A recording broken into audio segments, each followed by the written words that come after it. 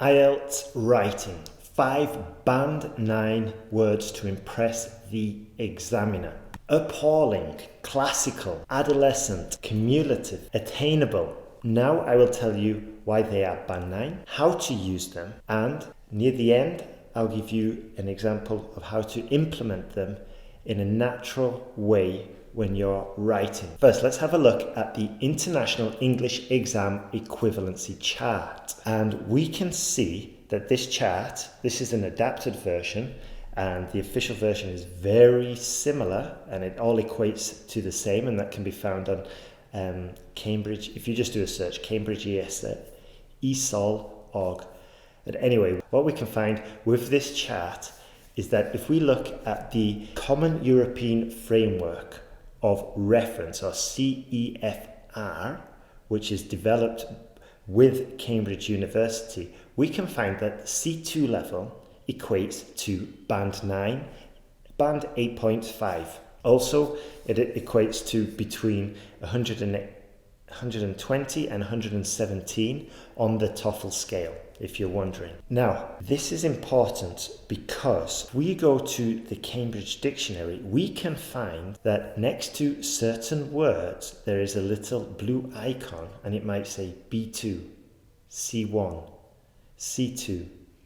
And this means that the word has been graded. So an intermediate user might be just using words from the B1 or B2 scale, whereas a proficient or advanced, or in this case Band 9, Band 8.5 user, Band 8.5 user will be using the C2 and C1 words. And that's exactly what we've got here. All of these words are C2 level, which basically means Band 9. Now, obviously, just using these words alone in your writing is not going to deliver you a Band 9.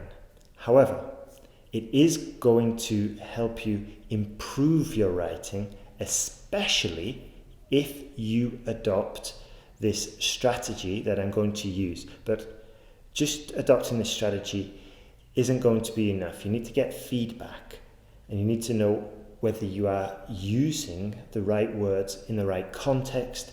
And as I said, the best way to do this is to get feedback, and you can get feedback online at IELTSPodcast.com on the essay correction service, or just go do the online course, and there's lots of opportunities during the online course for you to send your essay and get feedback. It's an integral part of the online course, actually. Let's jump into these words. So first of all, we have appalling, which means extremely bad. And I wanted to start with this word because it is very versatile. Let me give you an example. So imagine that you've written the sentence in your IELTS essay. You've written, in some parts of the world, war, poverty, and malnutrition have created bad conditions for the poor souls who live there. This is a very easy word to upgrade from. We've used the word bad. Now, if we substitute that and just change it with appalling, in this example, we've instantly upgraded the sentence, which is perfect. So we have, in some parts of the world, war, poverty, malnutrition have created appalling conditions for the poor souls who live there. This is a super upgrade. And so what I want to say is that when you've finished your writing, look through the writing, and if you've used the word bad or very bad, experiment and see if you can substitute it for the word appalling. Another example, our historical past is filled with very bad acts of hatred and cruelty, much of it committed in the name of religion. I think Europe would be the main culprits there. Anyway, the adapted version. Our historical past is filled with appalling acts of hatred and cruelty, much of it committed in the name of religion. Instant upgrade. I'm not going to say that because of that upgrade we're going to get a Band 9. No, but we are going to get closer, and it does help with our lexical resource, and maybe some of the words require restructuring the whole sentence, in which case you might be improving grammatical range and accuracy as well. Last example. Climate change is said to be the cause of not so good weather conditions experienced in many parts of the world. These include hurricanes, floods, and freezing conditions. Hopefully you've identified already the part of the sentence that needs to be upgraded, and I'll tell you straight away, if we switch not so good weather conditions for appalling, the sentence instantly becomes more concise, becomes more succinct, and we've upgraded the sentence, especially with this C2 word. So the new sentence, climate change is said to be the cause of appalling weather conditions experienced in many parts of the world. Beautiful. Next one. Clothes cut along normal lines tend to be more formal and will look good no matter what the current day fashion trends. No matter what the current day fashion trends. Which word could we upgrade here? Classical is the word that we want to place into this sentence to upgrade it. First, well, there's two words we could upgrade. We could upgrade normal, and we could upgrade good, look good. We're just going to focus on one of the words now. So clothes cut along classical lines tend to be more formal and will look good no matter what the current day fashion trends. So while we're here, why would not upgrade the word good? Well, we can upgrade that with look trendy, look fashionable, look delicious. We can get the amount of creativity you want to put into your IELTS essay largely depends on your confidence, but as a general rule, don't risk it, okay? I'm just playing around there. Maybe you could use delicious if you but play it safe. Go for something like look stylish. That would be much better. Next one. Old style ballet remains popular despite the introduction of many more modern dance forms. Quite simple, this one. We upgrade it by saying classical ballet remains popular despite the introduction of many more modern dance forms. You see, instead of using two words, we're using one. Boom. Much, much better. Last one. Old and traditional style architecture is typically based on ancient Greek and Roman buildings. Easy upgrade. Classical architecture is typically based on ancient Greek, Roman buildings. All of those sentences with the word classical replacing traditional, normal, old style, old traditional style, they're much more concise, much more direct, and of course they're using C2 words. Much, much more sophisticated way of writing.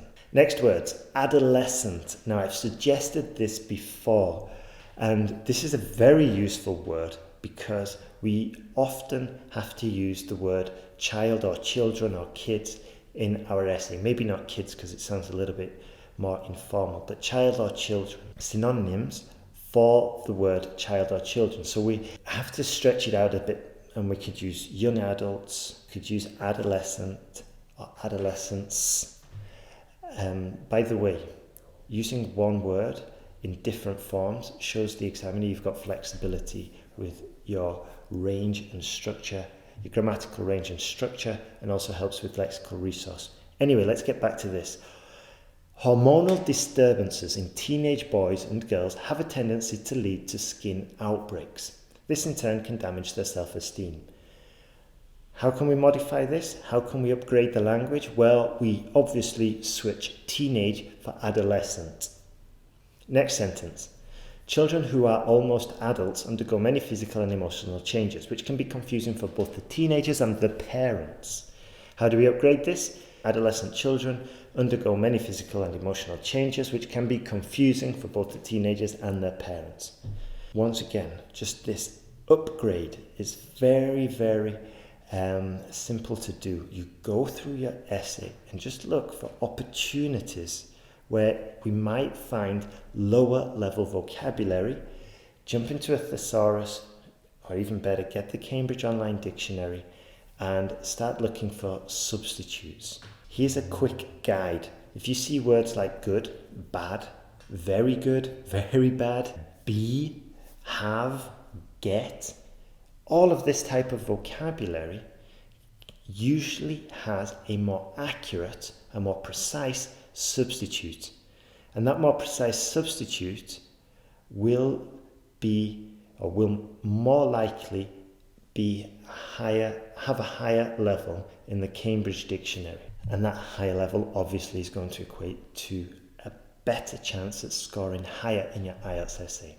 Next one, cumulative. I'm not going to say.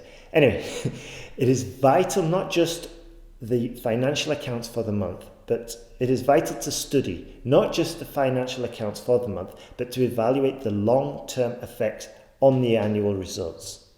So here we've slightly changed the meaning if we substitute cumulative for long-term. However, in this context, we can get away with it because they broadly mean the same. However, we've upgraded the sentence slightly. Next one. Lots of detailed measures allow financial analysts to follow trends over time.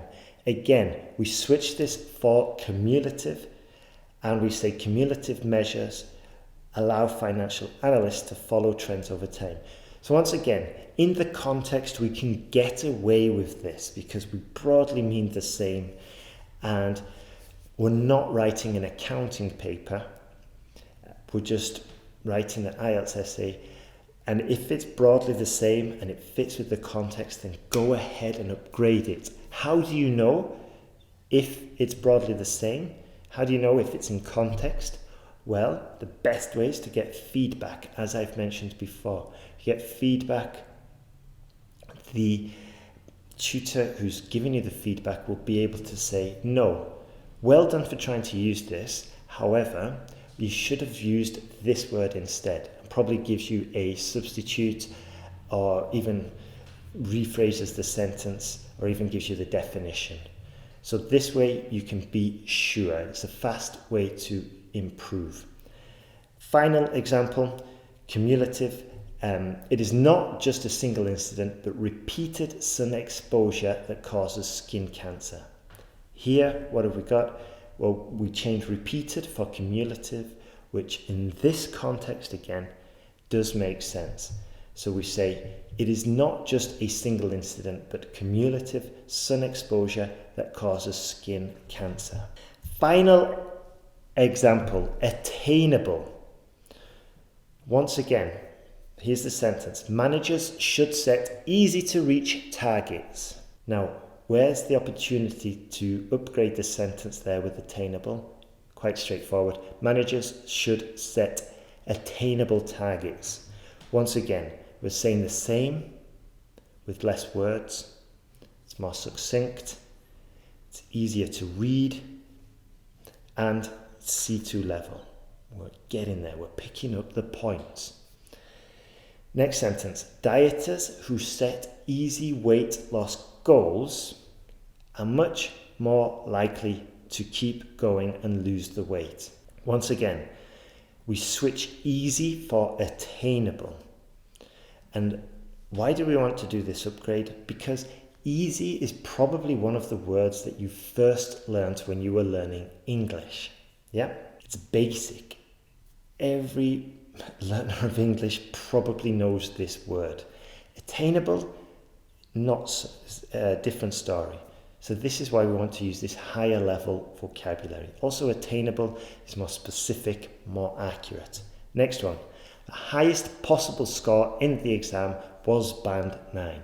Again, hopefully you're screaming now and you're saying, don't use possible, use attainable. Possible has a wide, like easy, possible can be used in a lot of different circumstances. Attainable has a more narrow, defined use. And in this case, we improve the accuracy of the sentence by saying the highest attainable score in the exam was band 9. Now, as I've been saying throughout this tutorial, that use these C2 words and upgrade your essay, upgrade your sentences when you're confident that you're using it accurately, okay? Because if you don't do it without your self-confident assurance, or with any niggling idea that this could be wrong, then on exam day, it's better not to do it, because you could really modify the whole grammar structure and it could become difficult to understand. So when you're practicing and when you're writing your essays at home, sending them for feedback, that's the opportunity to experiment. In the exam, avoid your experimentation. You don't want to gamble with the exam fee. So when you're getting feedback, when you're planning your essay and you're writing your essay, that's the time to start incorporating these higher level words. And also, once you've finished your writing, go through and look at opportunities to upgrade your writing. Try do this online with the C2 dictionary, Cambridge. Just put into Google Cambridge Online Dictionary, and you'll find the little blue icon that says C2, B1, C1, whatever. And you'll be able to go through your text and look for upgrades. Final point. As I've said before, make sure you're getting feedback. It's a fast way to improve. The online course, which we're getting a lot of success from, as you've probably heard on the podcast, we're interviewing students all the time and they're sharing tips and what they did and how they passed and the success they have and where they're going. And it's really quite exciting, actually. And just a couple of months ago, we were talking with Maria. She shared some fantastic tips. And by the way, this course comes with a jump to band 7, or it's free guarantee. There are some details there, but go to IELTSPodcast.com online course and you'll be able to find all the details and you'll be able to see all the stories of the students passing. And I'll just mention, because I've been going on and on and on about feedback, but it's important. And this is why we built it into the online course, because it's just the most effective way to learn. If you're just watching tutorials, you're getting the information, but only when you take action can you get the transformation in the band score that you want. When you get that transformation, you get the feedback, you're implementing the knowledge that you've just got from the tutor, then it just makes it easier and faster to improve. This is why we integrated it into the online course. In the online course, you watch a tutorial, you write an essay. While you're writing the essay, you implement what you've just learned. Then you send your essay to the essay corrector. She will give you feedback. She'll look at it. She'll tell you the errors that you didn't know you were making. Send it back to you really fast. You look at it and you're like, wow, thank you. Wow, I never knew I did that. And then you watch new videos, new tutorials, get some new advice. You implement that as well as the advice you've learned previously. You write your new essay. Hopefully you go through, you look for opportunities to upgrade it, like we've just been talking about, and you send it to the examiner. You get feedback, not the examiner, you send it to the essay corrector. You get your feedback, discover your errors, and you watch a new tutorial, and so on and so forth. And this is how we manage to get students passing IELTS at a band 7 or even higher. And it's quite fast and it's quite effective. So have a look at the online course there. It'd be fantastic if we're working together. And one final thing, the next step to do now, if you know somebody who you think will benefit, please send them this tutorial. If you're interested, you can, and you are in a bit of a rush, and you're tired of taking test after test, then go over to IELTSPodcast.com, join the online course. I'd love to see you there. We're getting some fantastic results. My name's Ben Worthington. Good luck with your IELTS preparation. Take care and keep studying.